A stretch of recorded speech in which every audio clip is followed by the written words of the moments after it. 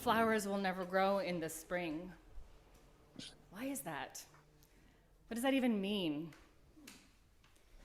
How could it be that living out our rightness might be a barren endeavor, a trampled yard packed hard and infertile? Perhaps because the place where we are right is one devoid of mystery, the sort of mystery that Einstein speaks of in the quotation I placed at the top of your order of service, the kind of mystery that cannot help but spark innovation, action, the breaking of molds, and thinking outside the box.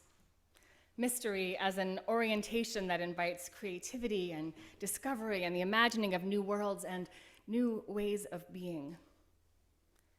Mystery constructed entirely of doubts and loves, mystery and curiosity and appreciation and questioning and wonder and uncertainty and hope that somehow, in some way, we might have within us the capacity to harness that mystery in life-changing, life-saving ways. That we might stand and peer into the windows of the ruined house in front of us, we might discover the capacity to be bold and vulnerable and wrong, and forced to take action with the faultiness of our non-dominant hand together, forced to appreciate the product of that work as the inevitable consequence of responding to our world as it is now, flawed and failing, changing faster than we feel capable of adapting to it. Laying claim to our efforts. It is a chicken, I say. Maybe. As necessary, as part of the powerful processes that accompany learning and growing and responding to this world that so clearly needs us, no matter how flawed we feel our individual offerings might be. Doubts and loves dig up the world that seeds might be sown and plants might grow.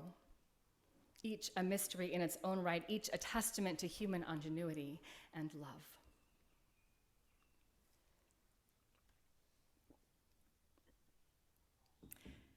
So often in dominant American culture, creativity is described as an individual act, the work of an individual, possibly channeling some divine muse that is a mystery in its own right.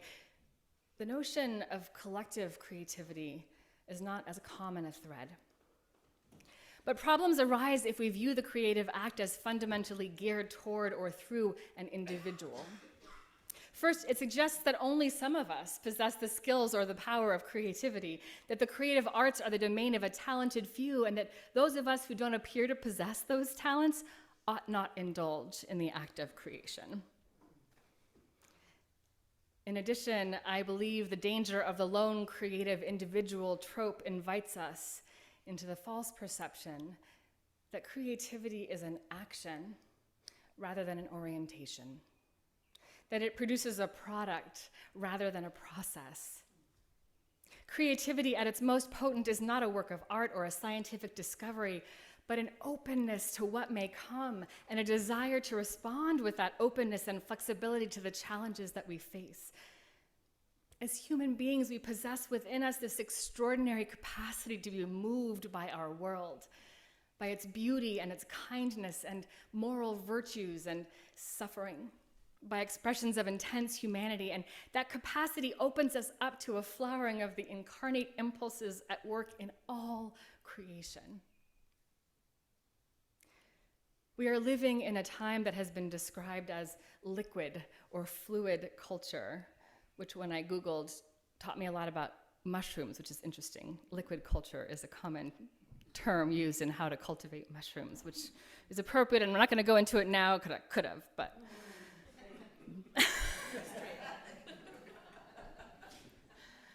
bless your honesty. A time when things are changing so rapidly that the choice we're faced with is either to bury our heads in the sand and wait for everything to work itself out, or to allow ourselves to spend our lives poised on an insecure, unstable, creative, adaptive edge. It's a scary and vulnerable prospect. We have lost a sense of static roles or static information or stable ground upon which we might have built our understanding of the world, and instead we are forced into liquid, adaptive, perpetually shifting, and creative stances. And that is not going to be responded to by the creative acts of a few individuals. This is why it is so damaging to view creativity as the action of a few individuals. When we see creativity as an individual or as art or as product or output, we forget. We forget to notice the necessity of employing a sort of collective creativity in the formation of all sorts of things, not just art. We are creative people when we build family, when we build relationships or friendships, when we build community and congregations.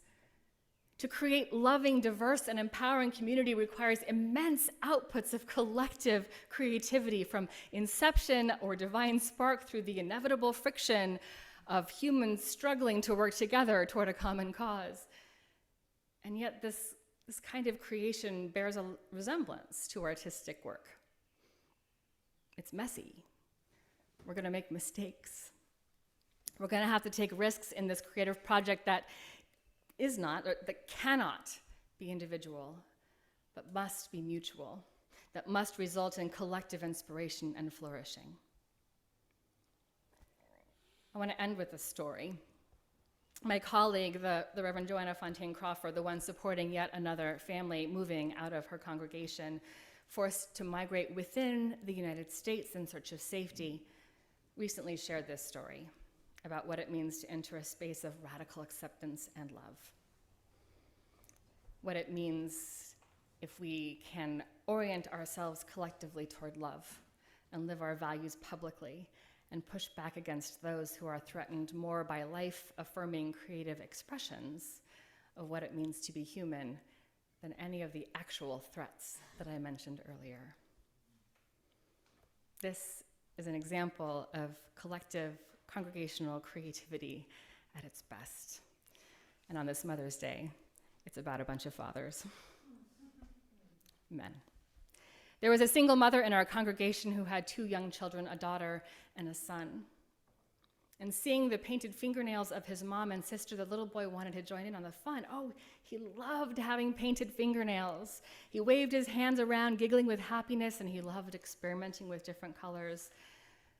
A small child clutches a sandwich in their hands and shows fingernails painted light blue.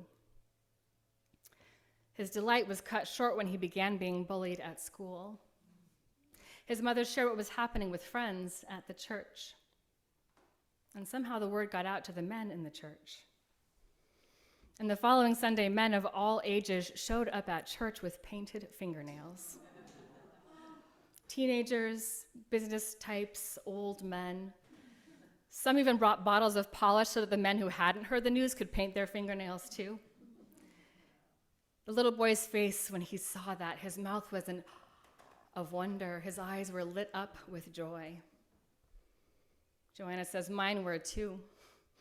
It was one of the most loving things I'd ever seen. I had no idea what I preached on that day. It didn't matter, because the most powerful sermon was happening that day over in the fellowship hall with Sally Hansen, move over, polish. That night, he asked his mother about all those boys with the painted nails. They're Unitarian Universalists, she told him. Are we Unitarian Universalists, he asked. Well, I am, she said. He thought about it for several minutes. I'm one too, he decided. In many of our congregations, we carefully craft curricula to teach the values of our faith, but sometimes the lessons just appear. That Sunday, all ages learned about the nurturance masculinity, the alternative and antidote to toxic masculinity. They learned a new way of being an intentional intergenerational village, of raising a child and loving them however they express themselves. And it all flowed from compassion, from wanting to give a little boy the message that his authentic self is beautiful and worthy of being imitated, even by people much older than he. We are the hands and the feet of love. And sometimes it's fingernails too. As we move forward in community, as community, inspired by and nurtured through community, may we recognize that we each have within us the capacity to adapt and evolve and grow and teach and learn and listen and love and lean on and orient our lives toward the scary, vulnerable, shaky, wrong-handed efforts that are required by the world we now inhabit and the problems that we face. May we understand that our individual efforts are important, but that coming together is the truly creative act. May it be so. May we make it so. Amen.